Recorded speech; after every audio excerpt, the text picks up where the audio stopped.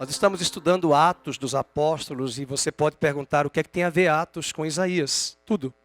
Nós falamos de um reino e nós vamos ver esse reino crescer na nova aliança.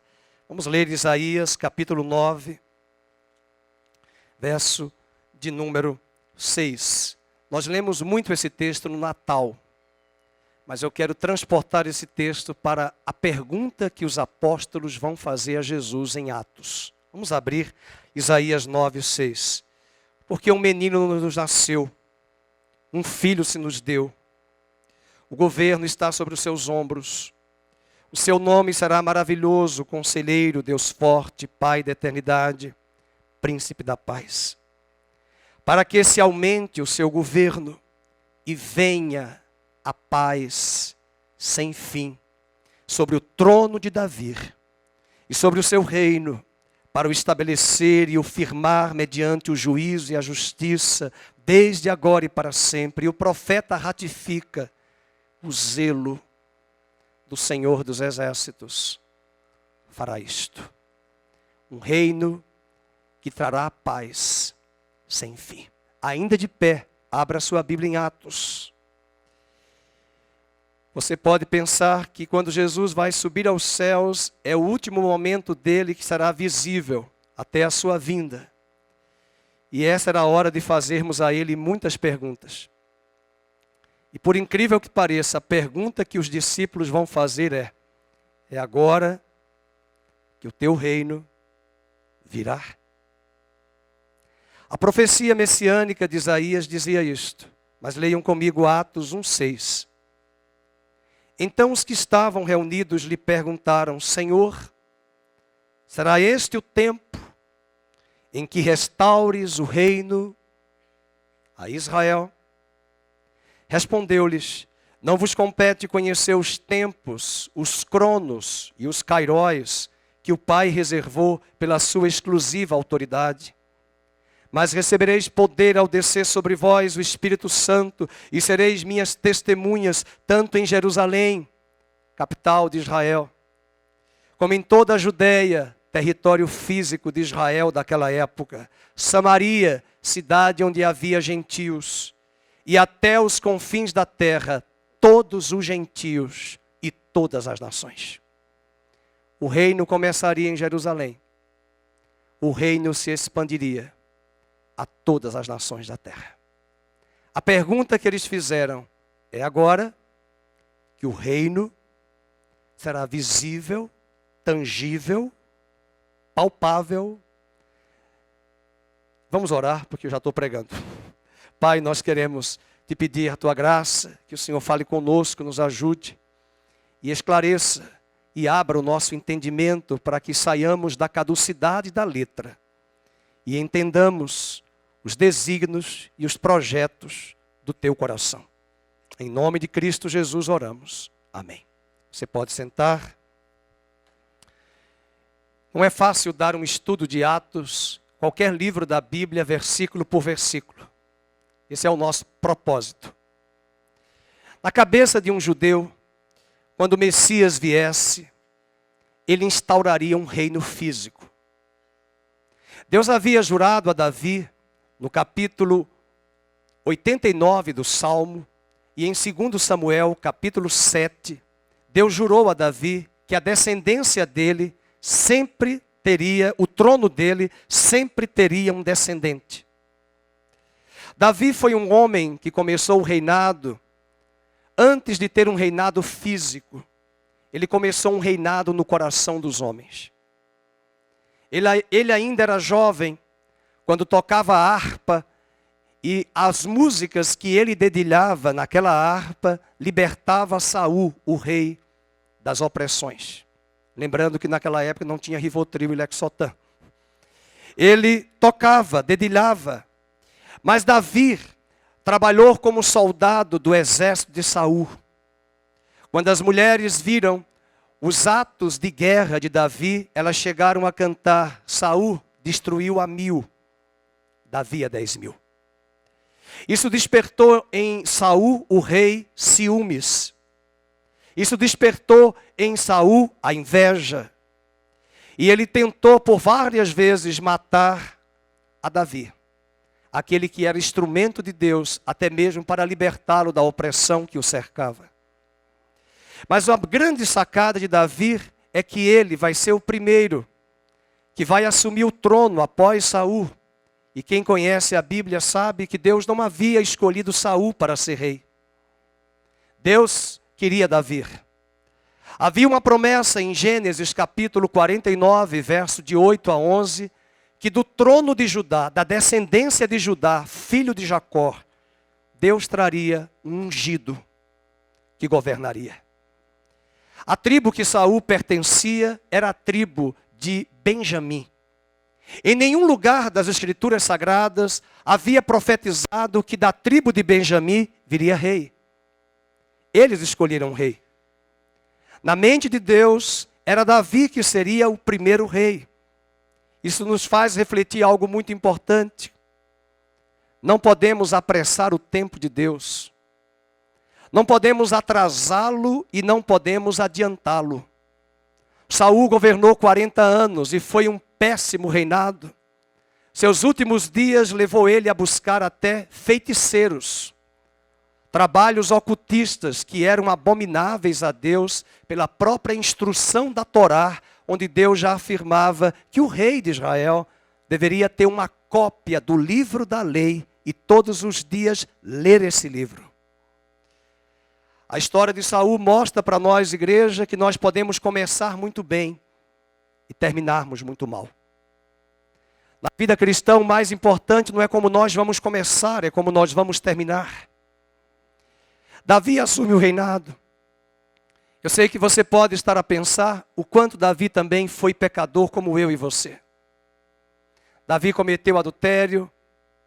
Davi mandou matar o marido da esposa que era casada com seu melhor amigo, um dos grandes amigos dele. Mas essa é uma parte que eu não quero considerar hoje. A Bíblia não esconde essa área sombria da vida de Davi. E hoje o Estado de Israel está de pé. Infelizmente, as Nações Unidas elencaram e pensaram Tel Aviv para ser a capital, mas foi Davi que escolheu Jerusalém, porque Deus havia colocado no coração dele, em 2 Samuel, capítulo 5, ele conquista o Monte Sião e estabelece Jerusalém, a capital do reino de Israel. Mas mais que Davi venha fazer, que nos interessa aqui, é que antes dele começar a reinar sobre Israel, em 1 Samuel, capítulo 22, ele vai se ajuntar com homens que talvez eu e você não nos ajuntaríamos. Você lerá em casa 1 Samuel, capítulo 22. Ele não era rei. Ele era um soldado de Saul que estava fugindo porque Saul queria matá-lo. 1 Samuel 22 diz que ele fugiu para a caverna de Adulão. Nessa caverna, ele fez o Salmo 141.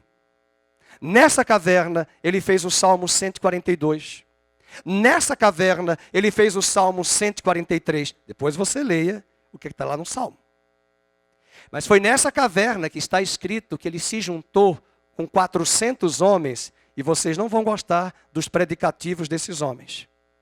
Eram pessoas revoltadas, amarguradas, endividadas e apertadas. Não quero ir não nessa igreja. Essa igreja não me interessa. Eu quero uma igreja que tenha sucesso. E na verdade, quando ele se ajunta ali, a Bíblia diz que ele se tornou líder dos endividados. Líder dos amargurados. Líder dos apertados. Porque ele não era líder como as empresas e algumas igrejas hoje querem fazer das ovelhas liderados. Ele era um pastor de ovelhas. Animais. E passou a cuidar de ovelhas humanos. E sem querer comprar o coração das pessoas, ele conquistava o coração das pessoas, não por força, mas pelo amor e a misericórdia e a compaixão de Deus. Davi foi alguém que antes de reinar no trono de Jerusalém, ele assume o reinado com 30 anos de idade, porque ele era uma figura de Cristo, que com 30 anos de idade se apresenta Messias a Israel. Davi nasceu em Belém, Jesus nasceu em Belém. Davi começou a reinar com 30 anos, o Jesus se apresentou com 30 anos na sinagoga. Jesus morreu com 33 anos. Davi reinou 33 anos em Jerusalém. E quando Jesus Cristo morre na cruz, Roma manda escrever Jesus Cristo, o Rei dos Judeus. O paralelo de Davi é que ele, antes de assumir o trono, os súditos de Israel, todos os israelitas, quando perceberam que Saul estava morto, não foi Davi que buscou uma urna, porque não existia democracia naquela época, a não ser na Grécia. Davi não fez eleição para dizer, vocês me querem rei? Não. O texto de 2 Samuel, capítulo 5, que o pastor Carlos leu hoje para nós, diz que os israelitas vieram e disseram, nós queremos que você seja o nosso rei. Mas a grande sacada é que Davi vai cumprir algo que Deus queria. Davi vai receber uma diretriz de Deus, aquilo que Deus já havia falado para Josué, já havia falado para Moisés, já havia falado para os juízes. Deus ama a geografia e ele disse, de Dan, do norte, até Berseba, todo esse território físico de Canaã será a terra de Israel. Mas que tristeza que nos dias de Josué, nos dias de juízes, esses homens não estabeleceram o reinado físico e conquistaram aquela terra. O rei que vai conquistar, o rei que vai delimitar esse território, o rei que vai pegar o mapa geográfico que Deus deu a Moisés, lá em Deuteronômio, dizendo de norte, de Dan até Berseba, esse rei, esse território vai ser a terra de Israel. Eles não conseguiram fazer isso, a não ser Davi. E eu quero me pautar agora em Atos, mas eu preciso fazer um link com 2 Samuel 5. A Bíblia diz, pastor Carlos também leu-nos hoje, que o reino de Davi se expandia e se fortalecia. Foi um reino que começou. Foi um reino que Deus queria que a partir de Davi, as fronteiras geográficas, os limites territoriais fossem conquistados. Mas Deus é um Deus de propósito e Deus de planejamento. Deus também sabia que Salomão, seu filho, assumiria o trono. E quando Salomão assume o trono, olha que pai maravilhoso, ele era um bom gestor, Davi, ele recrutou ouro, prata, pedras preciosas, madeira, toda a matéria-prima para o templo, Davi arregimentou. Quando Salomão construiu, realmente a glória ficou para Salomão. Mas foi Davi que preparou tudo.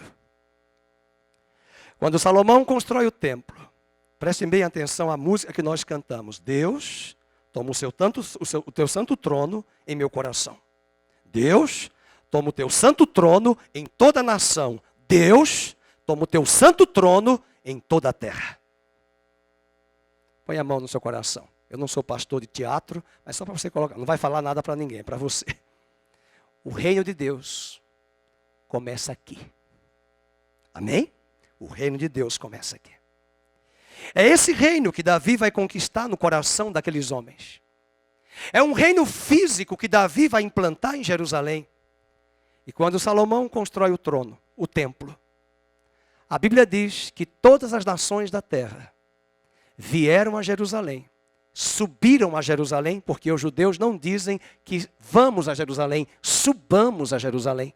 E eles foram a Jerusalém, as nações iam e ouviam as grandezas e as maravilhas de Deus. Só que havia uma promessa de que do descendente de Davi, um homem assumiria o trono e reinaria eternamente. Quem seria esse homem? O Messias. Mas quando Deus vai fazer a sua obra, é por isso que muita gente não entende Apocalipse. Há várias correntes de interpretação. É que o homem vou usar uma palavra bem nordestina, se enfia no meio do caminho e tenta criar o script para Deus, o roteiro. Mas na verdade, Deus dá pistas, vestígios, Ele não diz tudo. Quando o Messias chega, Ele nasceu em Belém, porque a profecia dizia que Ele nasceria em Belém. Mas Ele cresceu numa cidade nordestina, não do Brasil, na Galileia dos gentios.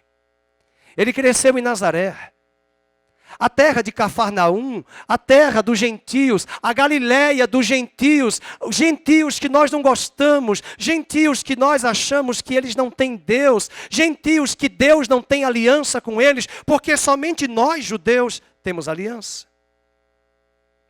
O que eles se esqueceram é que Deus havia jurado a Abraão que o descendente de Abraão abençoaria todas as nações da terra. Quando o Messias chega, e eles várias vezes perguntaram, não só o povão, as massas, mas as autoridades farisaicas, os fariseus, os saduceus, e os judeus, de forma geral, perguntaram, se tu és o Messias, por que que Pilatos e Herodes e Roma governam sobre nós? Se tu és o Messias que vai ocupar o trono, se tu és o Messias que vai reinar, por que que estes tiranos governam sobre nós? Jesus não deu a resposta. Ele disse no Evangelho de Lucas e de Mateus várias vezes, o meu reino não começa com aparência visível. O meu reino começa em vós. Eu vou dizer de novo que alguns já estão dormindo. O reino começa em vós. Mas esse reino vai se expandir. Esse reino começa no coração do Irã, mas ele vai começar a afetar a mente do Irã. Esse reino vai começar no coração da Letícia, mas vai atingir as emoções da Letícia. Esse reino vai começar no coração da irmã Rita, mas o reino vai se expandir e vai controlar todo o seu ser. Esse reino vai começar a entrar no coração da irmã Zezé e vai mortificar o velho Adão. Esse reino vai chegar no coração do homem e sem armas, sem força bélica, esse reino será atraído, imputado pelo amor. Esse reino vai transformar corações, esse reino vai transformar judeus, esse reino vai transformar gentios, esse reino vai transformar homens e mulheres, porque para o reino de Deus não há homem, mulher, bárbaro ou cita, judeu ou gentio, escravo ou livre, porque todos são um em Cristo. Esse reino começa a mudar os nossos valores, impregnados pelo velho Adão, pela natureza adâmica, pelo Deus deste século. E quando nós nos convertemos a este reino, os valores do reino vão sendo imputados, outorgados, expandidos, ampliados. E esse reino não terá fim. Esse reino começa em mim, mas ele atinge meu pai, ele atinge a minha mãe, ele atinge a minha família, ele atinge os meus vizinhos, ele atinge os meus colegas de trabalho, porque esse reino não terá fim. Esse reino não vem por um discurso, esse reino não vem pela igreja, porque a igreja não é o reino, a igreja é uma agência do reino, mas ela está abaixo do reino, porque o reino é muito maior. A igreja é a agência do reino. Se a igreja não falar, as pedras clamarão. E Deus pode usar até jumenta de Balaão para ser agência do reino, quando a igreja falhar a sua missão. E esse reino começa na minha vida, começa na sua, atinge a rua onde eu moro, atinge a vizinhança, atinge cidades, atinge governos, atinge instâncias maiores, porque o reino não terá fim. Esse reino não vem por armas. Esse reino não vem por sistemas humanos, não vem por concílio de pastores, esse reino não vem por denominações, esse reino vem pelo Filho de Deus que estabelece como Davi um reino no coração dos homens. Davi, antes de ser rei, ele tinha pessoas endividadas, amarguradas, apertadas. Nem nós aqui temos 400 membros nessa igreja. Davi tinha 400 endividados, amargurados, revoltados, mas ele conquistou esses homens. Não por uma força persuasiva de coach, não por uma força persuasiva de autoajuda, não por uma força persuasiva de uma ideologia humana. Ele conquista esses homens por empatia, por misericórdia. E pela palavra hebraica mais difícil de nós entendermos, que nós já estudamos aqui há alguns anos, recede. Quando Moisés pediu a Deus para ver a sua glória, Deus disse: nenhum homem nunca viu o meu rosto, mas eu vou te colocar na rocha, e quando eu te colocar na minha rocha, na fenda da rocha, eu passarei sobre ti e mostrarei a ti o meu recede. Recede em hebraico está traduzido para português, a minha misericórdia, mas misericórdia em hebraico também quer dizer compaixão. Deus ama os homens.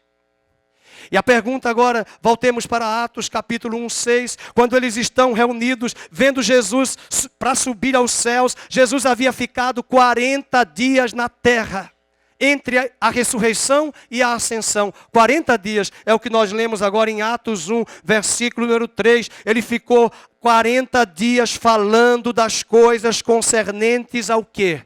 1:3, leiam, 1:3. Ao reino, cadê a igreja, irmãos? Ao reino. Ele ficou 40 dias falando do reino. Ele não ficou 40 dias falando da nova vida, da Nazareno, da Batista, da Presbiteriana, do reino. Nós pregamos mais igrejas, mais denominações do que o reino. E há muitos que estão nas denominações que são importantes. A igreja é importante, ela é a agência do reino, e as portas do inferno, disse Jesus, não prevalecerão contra ela. Ela é importante porque ela é a esposa de Jesus. Mas se Jesus for o cabeça que governa ela, porque os irmãos são inteligentes, é só estudar a história do cristianismo. Houve tiranos. E como está sendo gravado, e parece que até hoje o que está no trono, que diz que é o representante de Deus, tem ideias totalmente contrárias à palavra de Deus. O reino de Deus precisa crescer. E Atos capítulo 1, volte agora, verso 6, eles perguntam: Senhor, será este o tempo em que tu restaures o reino a Israel? Essa foi a pergunta. Eles queriam saber, é agora? É por isso que os próximos versículos, você precisa entender, eles vão eleger o 12º apóstolo. Porque eles estão tão encucados com a ideia de reino, que eles perguntam: já temos 11 ministros, falta o 12º para ser ministro. Vai ser o Paulo Guedes? Não, vai ser quem? Vai ser Paulo. Vai ser Matias. E eles vão escolher o 12º porque eles querem o 12º ministro, porque numa passagem lá, Jesus disse que para os apóstolos, eles vão governar com Cristo, no governo de Cristo. Aí quando Jesus está subindo, ele diz assim: agora eu serei o ministro da fazenda, o outro da casa civil, o outro e tal. Mas Deus não vai dar explicações. Porque o que Deus vai fazer é só isso que nós vamos ler agora. No verso de número 6, eles perguntam: é este o tempo em que restaures o reino? Respondeu-lhes, vamos ler? Não vos compete conhecer tempos ou épocas que o Pai reservou pela sua exclusiva autoridade. Veja que Jesus não dá uma resposta muito clara. Mas vocês hoje têm condições de entender o que eu vou dizer. Ele vai dizer: recebereis poder ao descer sobre vós o Espírito Santo. Agora digam quem sabe de cor. E ser-me-eis testemunhas, vamos, Jerusalém, em Judeia, Samaria.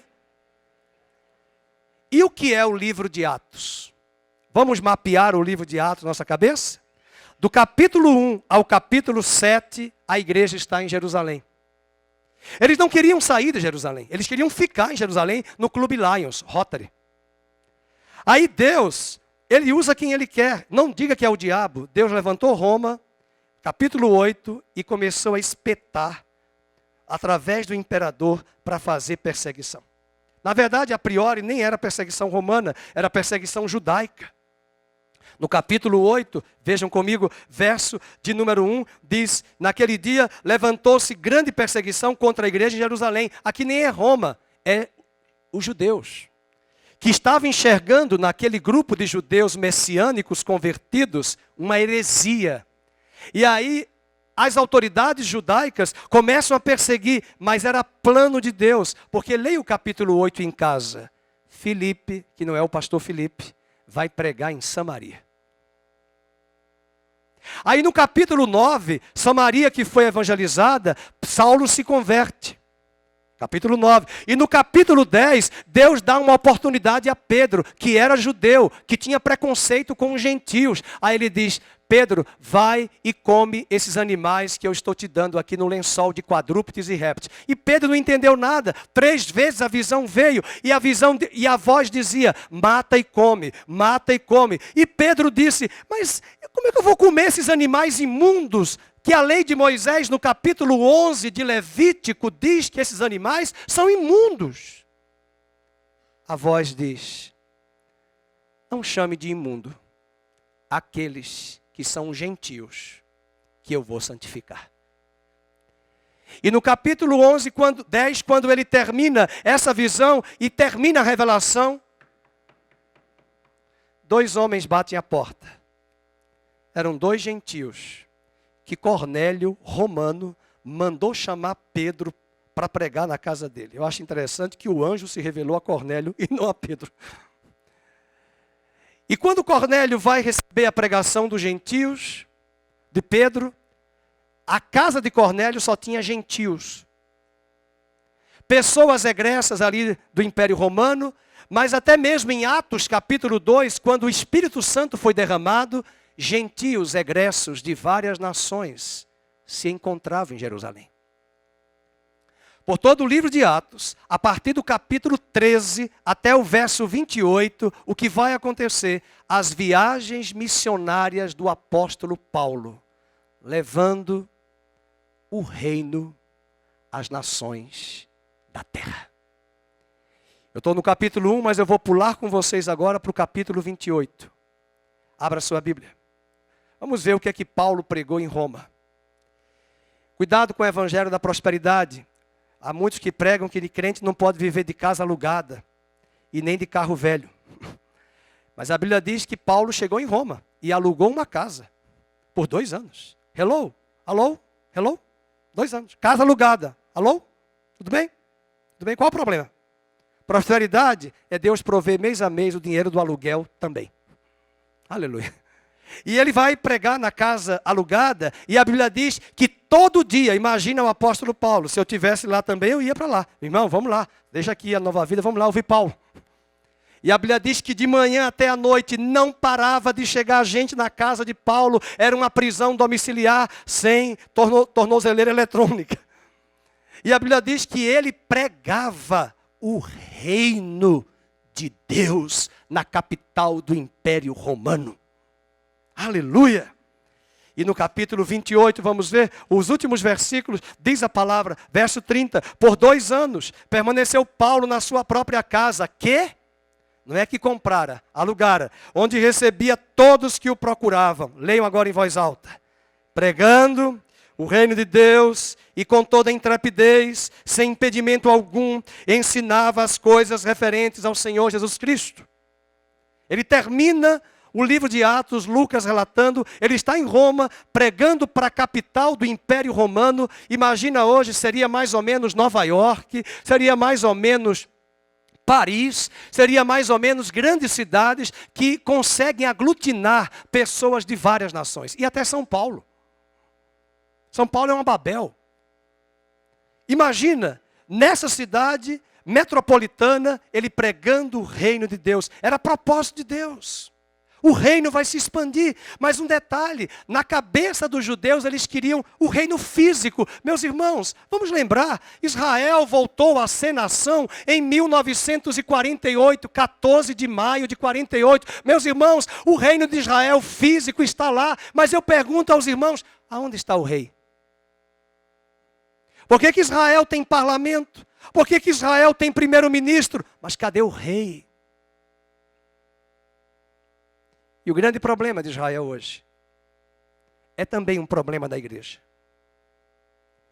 Eles estão na terra de Israel porque Deus jurou a Abraão, Isaque e Jacó. Mas escute, há muita gente também dentro das igrejas, inclusive na nossa, e o coração não tem ainda o reino de Deus.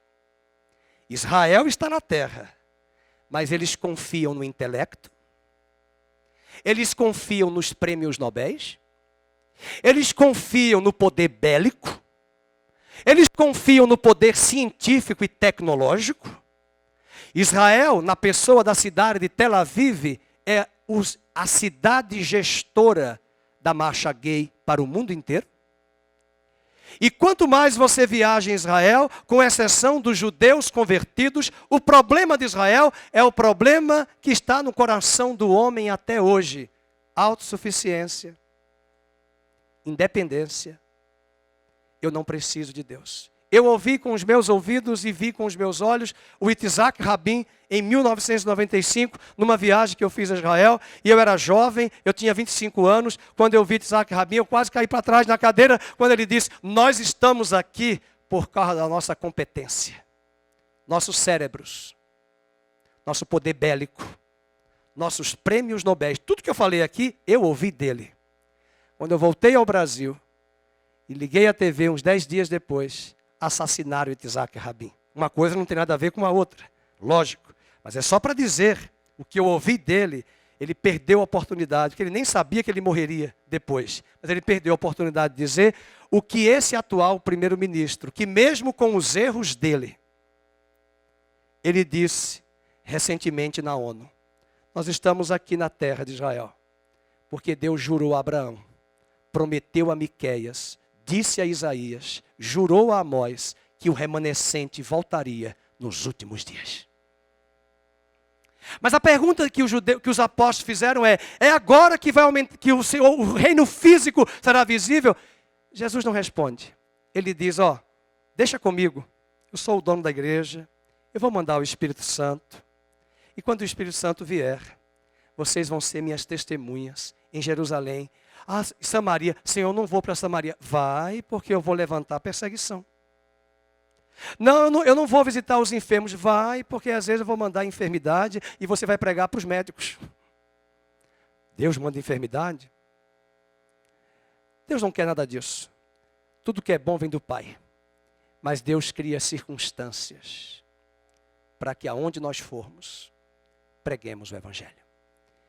Eu preferi dar todo esse sermão falando aqui da minha mente, sem a leitura, mas eu quero dizer 3 pontos que você pode anotar aí, porque eu quero voltar a finalizar esse culto cantando a mesma música que nós cantamos. Toma o teu lugar em meu coração. Aumente esse reino, Senhor, em minha mente. Aumente esse reino em meus valores. Aumente esse reino em minha vida. E aonde eu for, o Senhor use a minha vida para ser um canal, para levar o teu reino, expandir o teu reino, porque o teu reino não terá fim. Eles queriam um reino físico, mas o reino é espiritual. Eles queriam um reino geográfico, mas o reino é universal. Eles queriam um reino terreno, mas o reino é espiritual. O primeiro aspecto é que eles pensavam que o reino era terreno, mas o reino de Deus começaria espiritualmente. O trono do seu reino é estabelecido no coração das pessoas e não nas embaixadas do governo. Onde um escravo do pecado é libertado e onde um súdito do reino das trevas é transportado para o reino da luz, é aí que se estabelece o reino de Deus. O reino de Deus não é implantado pelo poder de uma baioneta e nem mesmo pela força das armas, mas pela ação transformadora do Espírito Santo. E nós cantamos hoje de manhã aqui, Espírito Santo, tu és bem-vindo a este lugar. Não é o físico, é o lugar do meu coração. Marshall, um dos grandes teólogos, diz que Jesus transformou a esperança judaica do reino de Deus, purgando dela, expurgando todos os elementos políticos nacionalistas. Eles queriam um reino físico, nacional. Deus queria um reino espiritual no coração dos homens. O segundo aspecto é que eles pensaram que o reino era regional, Israel físico. Deus queria um reino, como diz hoje algumas igrejas, né? Tem algumas igrejas no Brasil que isso aqui não é falar mal, é apenas considerar os nomes. Internacional, universal e mundial. A teologia pode estar errada, mas a igreja de Deus é assim. O reino de Deus é international. É world, é mundial. É worldwide. É para ampliar para o mundo inteiro. E aí, o terceiro aspecto, eles pensavam que o reino era estático, físico, parado em Jerusalém, em vez de gradual. É um reino que começa no coração da Vera, se expande para a mente, para os sentimentos, para os valores. E à medida que os anos passam, preste bem atenção, a imagem de Cristo vai sendo formada em nós. João diz, meus filhinhos, agora nós somos filhos de Deus, mas ainda não se manifestou o que haveremos de ser. E quando ele se manifestar na parúzia, palavra grega para a segunda vinda, olharemos para ele e seremos semelhantes a ele. Jesus não deu a resposta, porque também se ele fosse dar a resposta, eles iam ficar assim. Eu não acredito que o Senhor vai levar o reino para os gentios. Eu não acredito que os pagãos vão se converter. Eu não acredito que os bárbaros vão se converter. Eu não acredito que os incrédulos vão se converter. Nós somos the best, nós somos os melhores, nós somos os judeus. Hello. Teu descendente, Abraão, abençoará todas as famílias da terra. Os apóstolos disseram em Atos capítulo 11, Deus não faz acepção de pessoas. Deus não está mais preso a Israel físico. Deus usou Israel físico para ser o palco da revelação até chegar o Messias, para que quando o Messias viesse, levasse o evangelho a todas as nações da terra. Esse reino vai se ampliar. E eu quero que você abra comigo Isaías, capítulo de número 9, mais uma vez. E quero desafiar você, como membro desta igreja ou de qualquer outra igreja, a você pensar que Deus começou um reino na sua vida, uma obra, e essa obra vai crescer. Filipenses capítulo 1, verso 6, o apóstolo Paulo diz, aquele, Leandro, que começou a boa obra em vós, vai completar, vai aperfeiçoar até o dia de Cristo Jesus. Nós não vamos sair daqui chamando as pessoas para virem para a nova vida. Eu nunca chamei. Durante muitos anos eu dou aula, nunca chamei meus alunos. Está aqui a Karina. Eu chamei você alguma vez lá no curso de Direito para vir para a igreja. Venha para a nova vida, sou pastor, viu? Venha. Não. Porque ela não precisa vir porque eu sou pastor de tal igreja. Ela precisa ver algo em mim como, nem pastor, como cristão. Um testemunho de vida. E na medida que esse reino vai sendo consolidado aqui dentro, o impacto será maior. E as pessoas virão, não por arma bélica, como as cruzadas fizeram. Não por imposição da coroa portuguesa e espanhola, que enfiaram de goela dentro, na América Central, na América do Sul, na América do Norte, um cristianismo ditatorial. Esse não é o projeto de Deus. O reino de Deus está em vós, começa dentro de vós. Mas há uma certeza, um dia esse reino será físico, visível. E Apocalipse 1:7 diz, e todo olho o verá. Aleluia. E naquele dia haverá paz sem fim. Fique de pé. Saia daqui impactado pelo reino. Um reino que Jesus disse que vai começar como um grão de mostarda, que vai crescer, e vai se tornar uma grande árvore, e que vai fazer galhos e ramos, sombra e proteger e abarcar nações. Esse é o propósito de Deus, que a minha vida, que a sua vida sejam instrumentos do reino. Aleluia. E levemos o reino. E assim como Davi conquistou corações, ele conquistou Jerusalém. E saiu de Jerusalém e foi conquistando as cidades, delimitando as fronteiras. E se Davi tinha inimigos espirituais, físicos, perdoe-me, os nossos inimigos não são pessoas. Os nossos inimigos são a carne, as potestades e os principados do mal. E Deus quer te dar vitória, na medida que estes inimigos que estavam dominando você hoje, sabe o nome dos inimigos? Pânico, medo, depressão, sexo, poder, soberba, arrogância. São esses inimigos que estão em nós. Mas o reino vai crescer. E quando eu estou cantando aqui, alguns dizem para mim lá na porta: pastor, parece que o senhor vai voar. O senhor se empolga demais com a música. Não, é que eu estou vendo pela fé o reino se expandindo. Quando eu voltei agora à minha terra ver, eu fico sabendo, eu fico contente, porque quantas vezes eu orei ali de madrugada, rodeando a igreja católica, rodeando os terreiros. Eu digo: vocês vão sair daqui, vão sair daqui.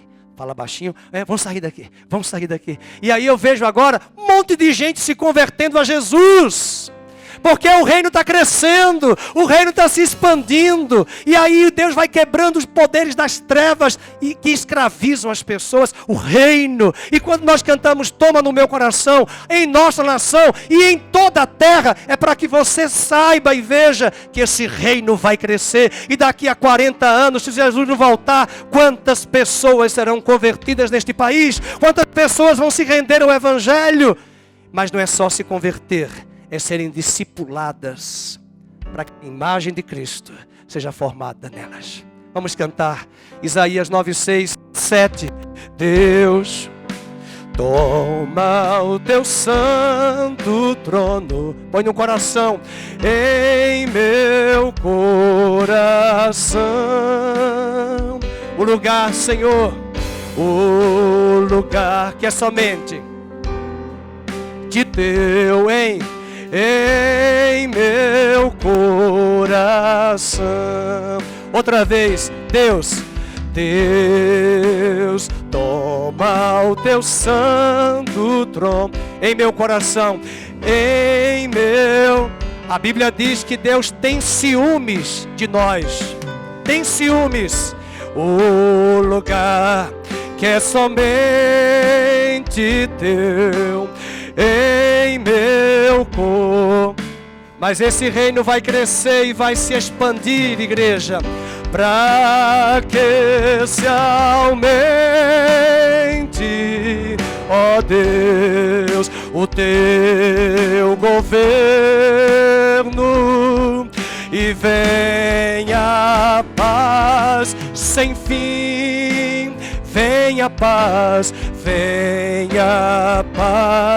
sem fim.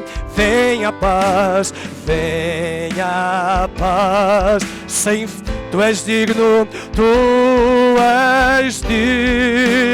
de reinar. Vamos pensar agora em nosso Brasil, igreja. Deus, toma o teu santo trono em nossa nação. Em Brasília, Senhor, em Brasília, o lugar que é somente libertando os brasileiros do engano em nossa liberta esta nação do engano, Senhor. Para quê? Para que se aumente em todos os estados do Brasil, em Alagoas, Pernambuco, Bahia, venha a paz sem fim, venha a paz, venha nas escolas, nas universidades, venha a paz sem fim. Tu és digno de reinar. Deus, Olha para o mapa mundi, teu santo trono em toda a terra. Ele está acima de coronavírus. O lugar que é somente em toda a terra, em toda a terra. Que caiam os principados das nações, para que se aumente. Diga, igreja, com toda a força,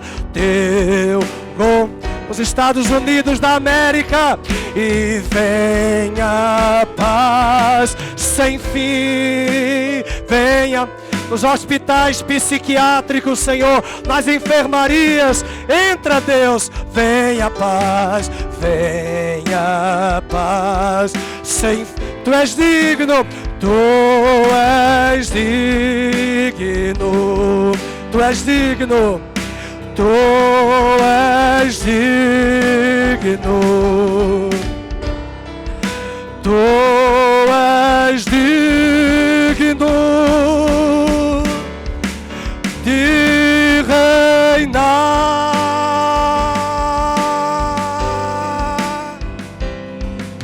Deus, toma o teu santo lugar.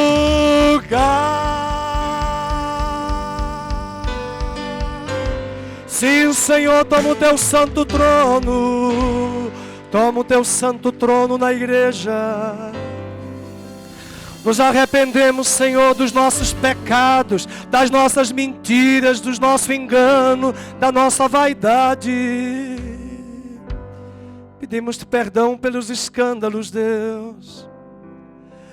Pedimos-te perdão pela nossa soberba, autossuficiência, independência humana, Deus.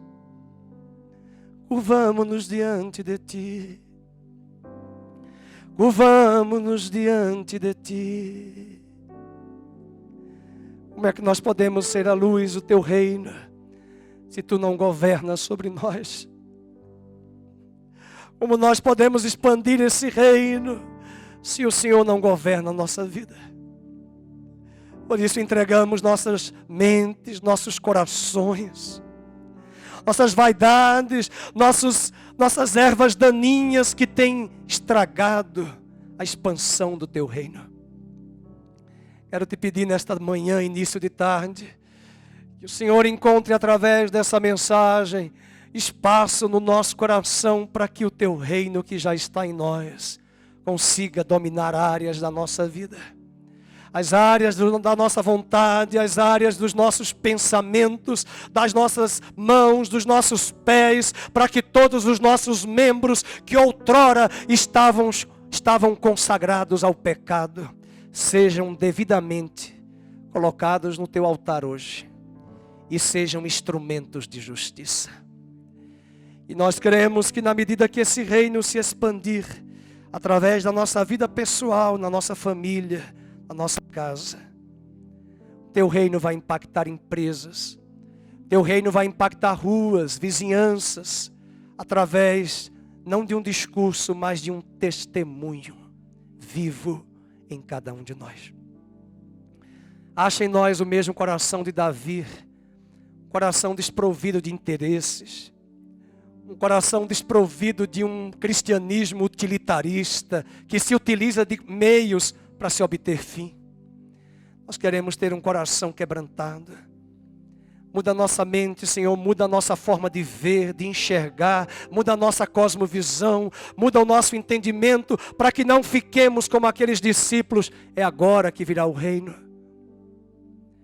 Saiamos daqui mergulhados no Espírito Santo e possamos ser as testemunhas vivas. Pai, nós oramos pela vida do pastor Carlos, que ontem completou mais um ano de vida. Oramos por sua vida, entregamos esta lembrança que queremos entregar para ele hoje. Consagramos o seu coração ao Senhor, sua saúde, sua esposa, seus filhos, Felipe, Eduardo e Patrícia, e oramos para que o Senhor guarde esta família debaixo da tua potente mão. Oramos para que o Senhor nos abençoe e nos guarde com esta mensagem, com esta semana. Que o Senhor faça resplandecer o seu rosto sobre nós, que o Senhor tenha misericórdia de nós e que o Senhor sobre nós levante a luz do seu rosto e nos dê shalom, a paz. E venha a paz sem fim. Em nome de Jesus oramos. Dê uma salva de palmas ao Senhor.